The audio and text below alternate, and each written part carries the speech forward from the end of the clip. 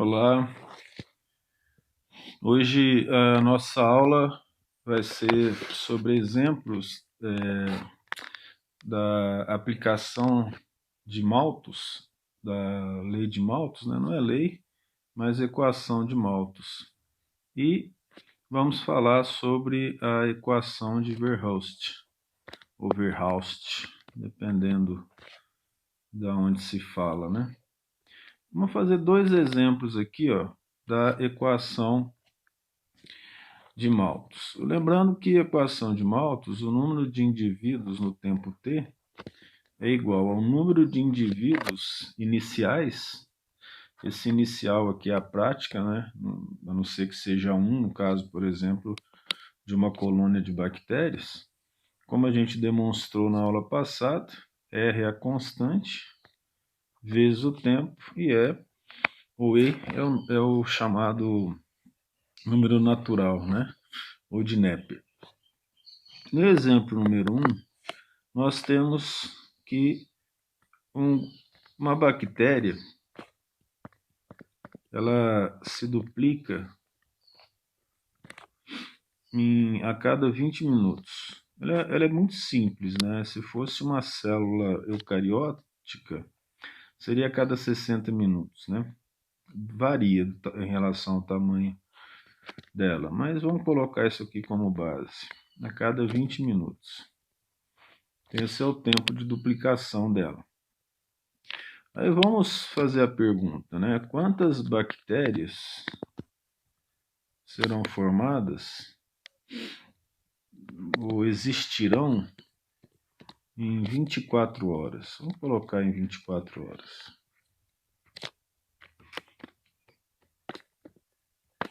Veja que nós estamos falando da duplicação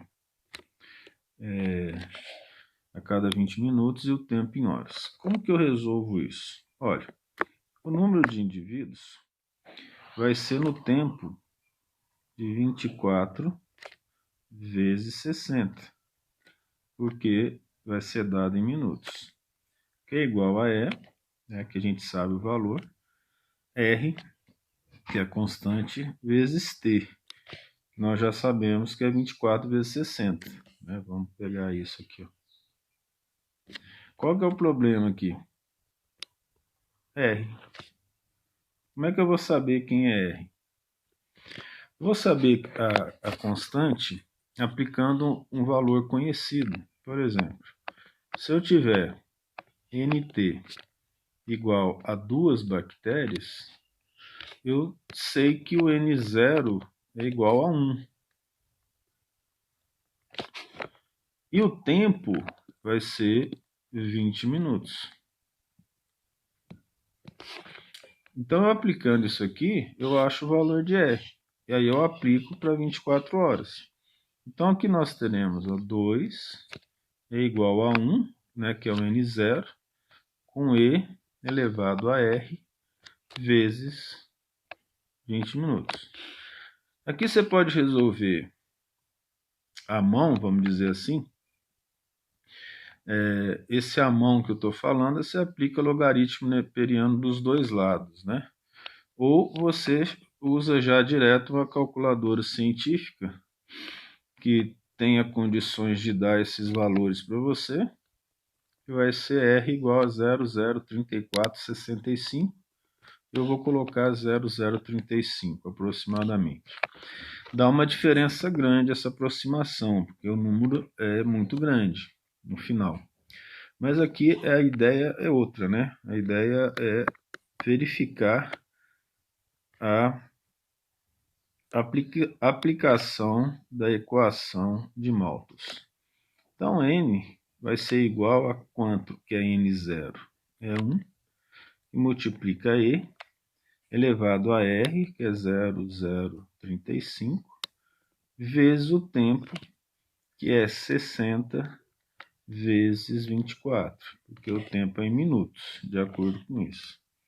Então, o N de 24 horas, né, ou 24 vezes 60 minutos, quando se faz a conta, né, tem que ser calculadora científica, vai dar aproximadamente E elevado a 50. E elevado a 50 é aproximadamente 5 vezes 10 elevado a 24. Ou seja, é uma quantidade muito grande de bactérias. Acontece que nós não vamos chegar a isso. Por quê? O real é bem menor que isso. O real indica que vão existir aproximadamente 1 bilhão de bactérias. Mas por que essa diferença? Primeiro, porque não tem espaço, muitas vezes, para as bactérias se dividirem. Então falta espaço, mas vamos dizer que ela tem espaço. Se ela tiver espaço, assim que o número de bactérias aumenta, aumenta também a competição por alimentos. E aí as bactérias recém-formadas, pode ser que elas não tenham condição de competir com as outras, ou o contrário.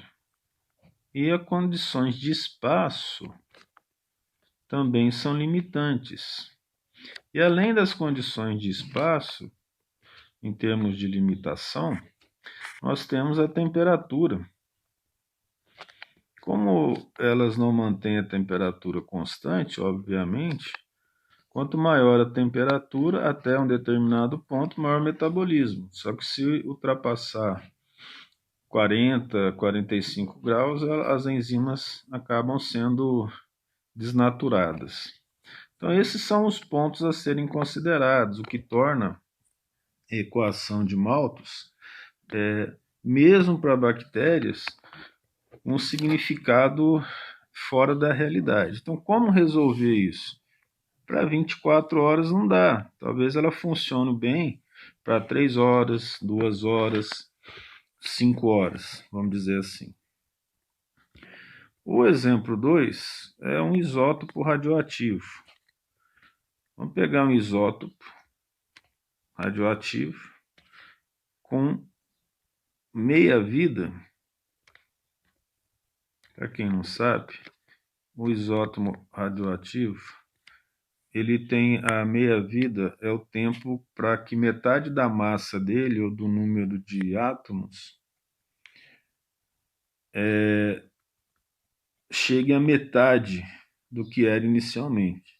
Então, a meia-vida dele é de 16 dias. Aqui é a aplicação da equação de Malthus para decaimento radioativo, né?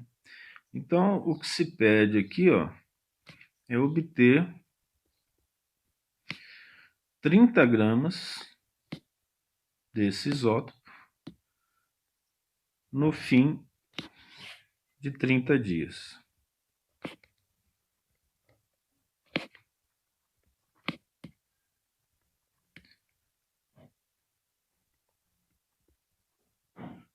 Aí,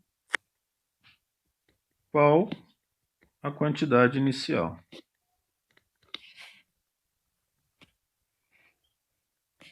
Ou seja, qual é a quantidade no momento em que o processo começou, né? Lá na população a gente usa N, aqui nós vamos usar Q. Então a equação ela é QT igual a Q0 vezes E elevado a KT. Mudamos a constante, só que é menos. Por quê? O que esse menos significa? Esse menos significa que a população está decrescendo. No caso, a população é a quantidade, né? Então, a quantidade de isótopos decresce, metade a cada 16 dias. Nós iríamos fazer a demonstração com valor negativo na aula passada, só que a gente preferiu fazer com positivo, né? Então, vamos resolver aqui esse item, esse exemplo. O que eu tenho que achar primeiro? Eu tenho que achar a constante, senão eu não consigo fazer. O tempo é de 16 dias para a gente achar constante. Por quê? Porque em 16 dias eu sei que vale a metade do inicial. Então, Q16 vai ser igual a Q inicial dividido por 2, que é o conceito de meia-vida. Ora, no momento que eu aplicar esse valor aqui, em relação a isso, o que nós vamos ter? 0,5, lembra que decresce, vai ser igual a 1, quantidade inicial, e elevado a menos K vezes 16. Né? Isso é importante compreender, esse decrescimento. Né? Então, olha só, Q é igual a Q0 por 2. Então, a gente aplica Q0 aqui, ó, também. Né? Logo, Q0 em relação a meio vai ser 1. Ou, se fosse 1 aqui, seria 2 aqui, e assim por diante. O que a gente faz aqui? Ó? Vamos aplicar o logaritmo neperiano de 0,5, que é igual ao logaritmo neperiano. O que eu não fiz no exemplo passado, estou fazendo aqui, ó, menos K vezes 16. Dá uma melhorada nisso. Vou colocar aqui, ó, dividido por 2. Então, veja só, para descobrir o K, é só desenvolver o logaritmo neperiano aqui. E nós vamos achar o valor de K de 0,0433. Achando o valor de K, eu aplico para achar o que eu quero. E o que eu quero é o valor inicial. Ora, esse valor inicial é Q em 30 dias. Q em 30 dias significa que eu já sei esse valor. Então, eu vou achar que é 0. Então, eu vou colocar isso aqui em função do Q inicial. Qual o valor de Q 30 dias? É 30, né? É elevado a menos 0,043 vezes a quantidade de dias, que é 30. O que interessa é Q0. Então, Q0 vai ser igual a 30 dias, ou seja, ele está aqui, né? Nós vamos mudar de lugar, que é 30 gramas, dividido por E, ou E, né? Elevado a menos 0,043 vezes 30.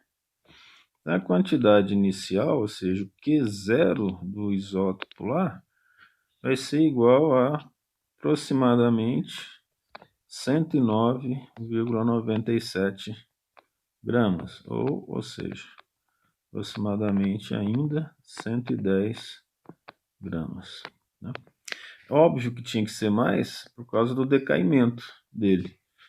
Então a quantidade Q0 tem que ser maior. Não é igual da população, em que com o passar do tempo a população aumenta. Né? Então isso aqui foram os exemplos associados à equação de Malthus. Para quantidade de isótopo, ela funciona sempre. É claro que existem limitações, né, em relação a isso, da localização onde esse isótopo vai sofrer o decaimento. Mas o K acaba resolvendo isso. Né? Em determinado meio, você considera que o meio é constante, ela vai funcionar sempre. Então ela tem a sua vantagem, né? As suas vantagens em relação a isso. E até hoje ela é usada como base de um raciocínio de determinadas populações. Inclusive, um trabalho fala sobre a quantidade de turista num determinado local e utilizando a equação de Malthus. A equação que a gente vai ver agora é uma equação de Verhulst. Vamos usar o modelo de Verhulst. Né? Ele também não está muito associado à verdade, mas ele acaba sendo melhor que de Malthus. Esse modelo de Verhulst, ele foi elaborado por esse indivíduo devido às falhas do modelo de Malthus. Ele fez isso em 1837, né? Então, o que ele considerou? A primeira coisa que ele considerou foram as limitações do modelo de Malthus. O que era essa limitação? Nós já comentamos. A população não cresce infinitamente. Ela tem um sistema de adequação em que ela é impedida de crescer infinitamente devido à falta de alimentos, falta de espaço, predadores e assim por diante. Então, o que ele fez, basicamente? Ele assumiu que existe uma população limite. Ele assumiu a existência de uma população limite. O que Malthus não tinha feito. Ele considerou que o crescimento populacional seria infinito. Essa população limite só não acontece até agora com a população humana. A população humana é a única população que não chegou ao limite, ao que parece. E o platô dela é difícil de alcançar. As outras populações, elas têm um limite, mas a humana, ela meio que foge disso. Ela não funciona assim, né? Por que ele considerou isso? Principalmente devido à redução do alimento.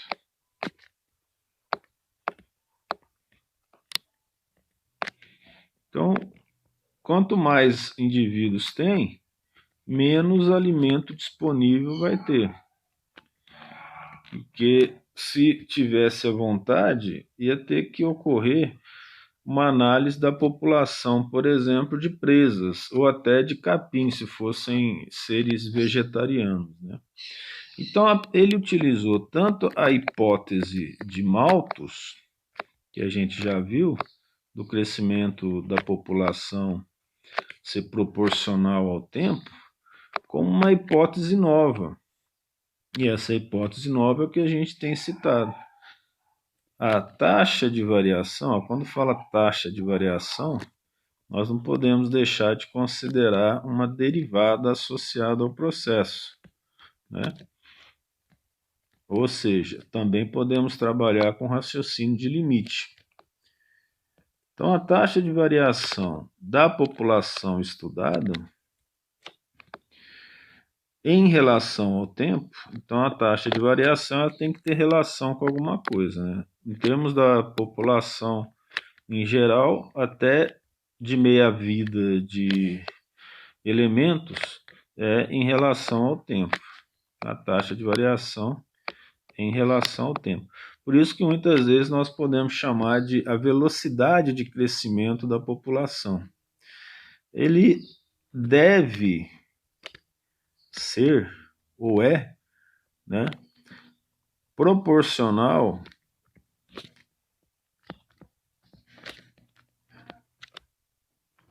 à fração da população não medida até aquele momento. Ou seja, a fração da população que Malthus não considerou. Veja que isso faz sentido. Por que faz sentido?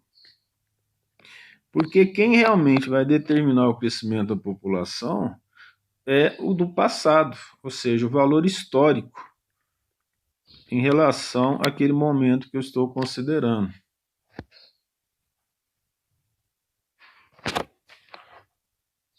Então, o valor da população, né, não considerada antes da análise. Ou seja, isso chama valor histórico. Isso é muito usado, por exemplo, a previsão do clima considera a chamada série histórica. Então você vê o que aconteceu no passado, aí você vê com as condições que estão hoje em dia e gera uma equação bem complexa, né? Você tem uma previsão do tempo que ela está associada a um passado histórico, e foi o que o Verhulst fez.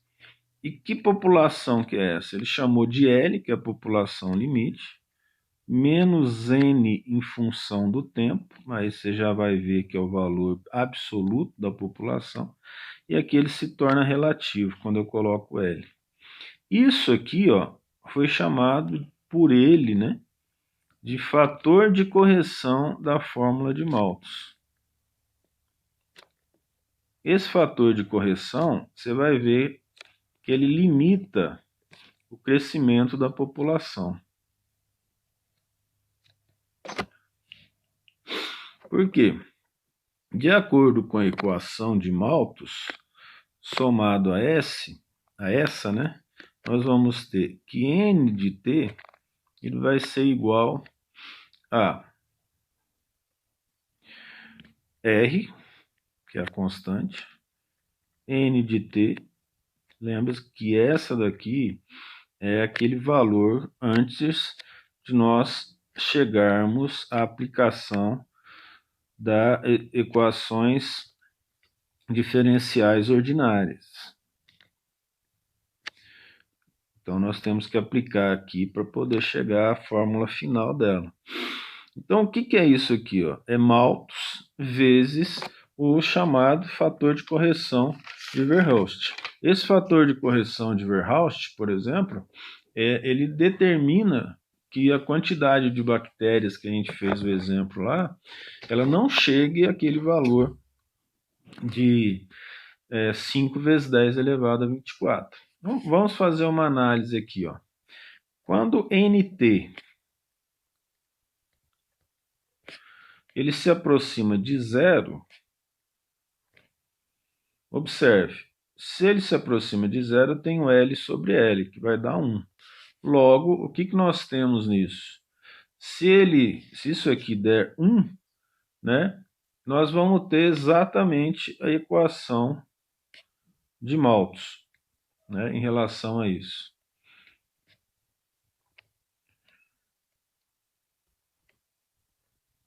Observe que eu vou multiplicar por 1, né? Então, eu tenho exatamente a equação de Malthus associada a isso.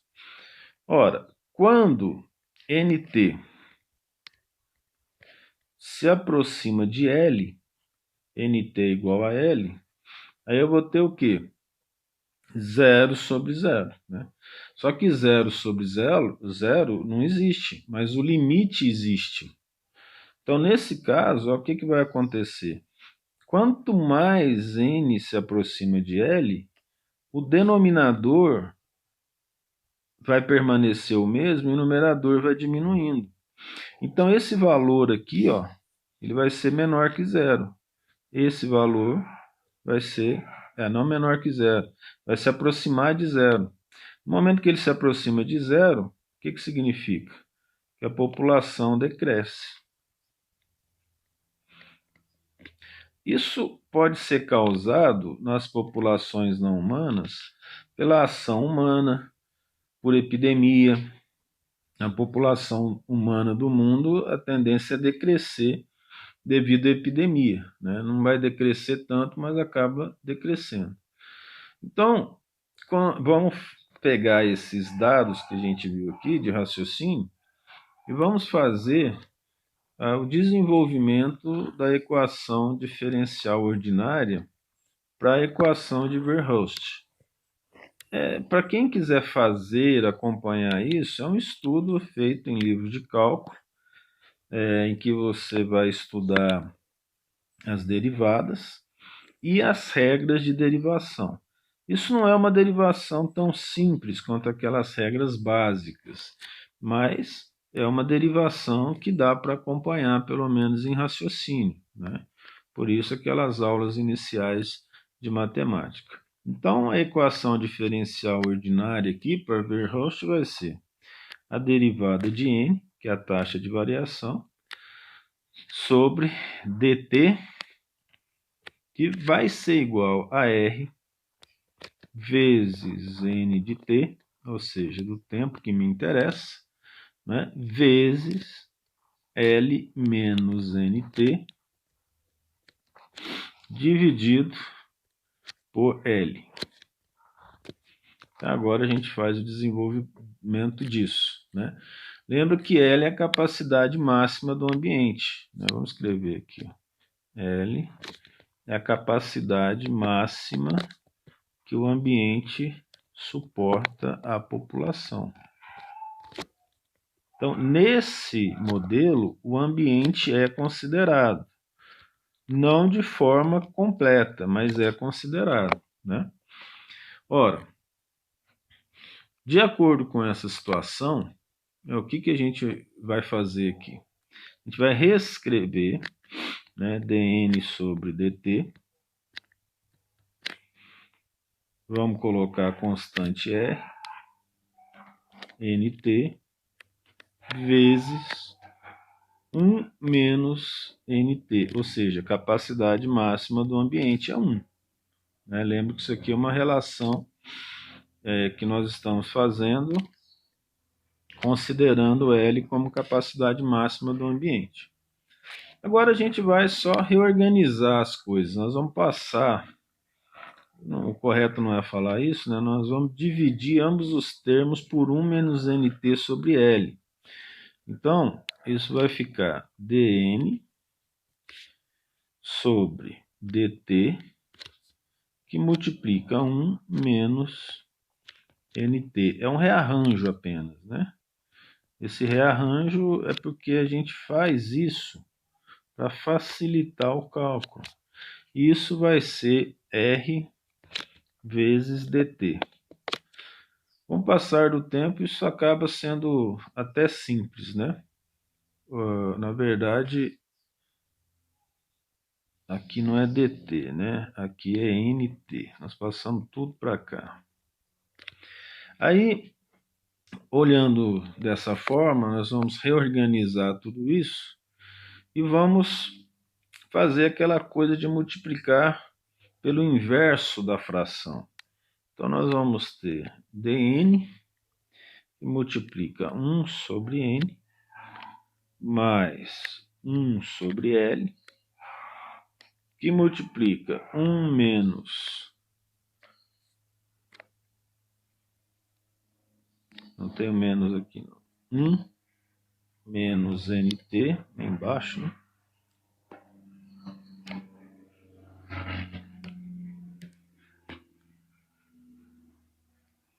Vai ser igual a R dt. Observe que se você quiser fazer uma brincadeira aí, ou tiver com vontade de brincar de matemática, faça a multiplicação aqui, ó, a distributiva, né, da adição em relação à multiplicação, e o que vai acontecer? Você vai achar o mesmo valor daqui, ó,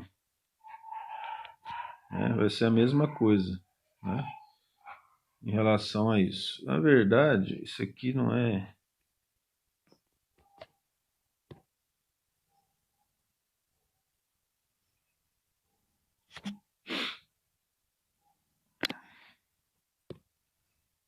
Isso aqui, só consertando aqui, ó, vai ser 1 menos n sobre L, senão não vai dar certo. Eu parei de usar o nt só para escrever menos mesmo, sabe? Aí o que a gente faz aqui, ó? A gente pegando esse grupo aqui, a gente integra de ambos os lados. Eu já expliquei isso, porque que a gente integra. A gente não sabe o tipo de curva que é. Como a gente não sabe o tipo de curva, a gente faz a integração para determinar a curva associada a isso. Pelo que a gente observa, não vai dar uma reta, né? Obviamente, mas a integral vai demonstrar para a gente como isso funciona. Então, dn sobre n mais 1 sobre L. Observe o que a gente está fazendo aqui, ó. Né? A integral de dn sobre 1 menos n sobre L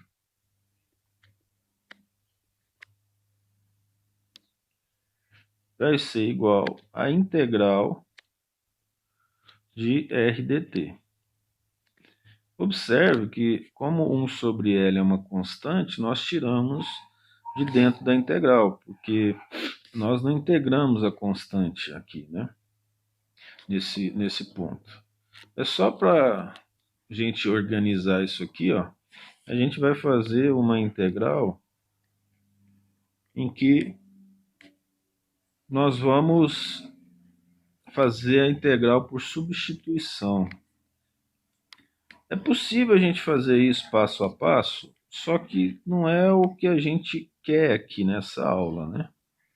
Então, só para quem quiser fazer aqui, ó, chama U de 1 menos n sobre L e faz a integral aí, tá? Dessa forma, a gente vai conseguir chegar, por exemplo, em função de du, a uma equação. Vou colocar aqui os pontinhos, eu não vou fazer isso agora. Aí nós vamos chegar a um logaritmo neperiano de n menos um logaritmo neperiano de 1 menos n sobre L, que é igual a RT mais A. A é a constante. Você que tem alguma experiência vai ver, né? Que a integral aqui do dt vai dar t, R é uma constante, né? E aí o logaritmo neperiano é por causa da integral. dn sobre n, por exemplo, é logaritmo de n. Né? Basta olhar as tabelas de integral aí. Né? Então, se nós usarmos isso aqui, ó, e fizermos a separação, né, de A, a individualização de A, nós vamos ter logaritmo neperiano. Vou voltar a n0, vou explicar por que eu fiz isso. 1 menos NO sobre L. Quando você quer achar o valor da constante, aqui, esse L aqui não ficou bonito não, né? Quando você quer achar o valor da constante, o que você faz? Você iguala o valor que você quer a zero, e lá você vai achar o valor da constante. Então, nós vamos fazer N valendo NO, por quê? T tendendo a zero. Ou seja, no tempo zero, N equivale a NO. Aí eu faço a separação, e aí eu vou utilizar o NO, ou seja, a população inicial disso aqui, né? Aí o que se faz aqui? O que a gente faz é aplicar o valor de A na equação que a gente tem já. O A é a constante, né? Esse é o problema da integral definida, é o valor da constante. Numa aula que nós demos o exemplo de viga, né? Uma viga na engenharia, a gente mostra isso lá no gráfico, né? Você chega ao valor zero e acha a constante. Aí, fazendo a substituição de A na equação, nós vamos ter logaritmo neperiano de n, 1 menos nt ou n sobre L, eu estou considerando n igual a nt aqui, vai ser igual ao logaritmo neperiano de n0, o inicial, né, que a gente tem aqui, sobre 1 menos, que é o valor de A, n0 sobre L, mais RT.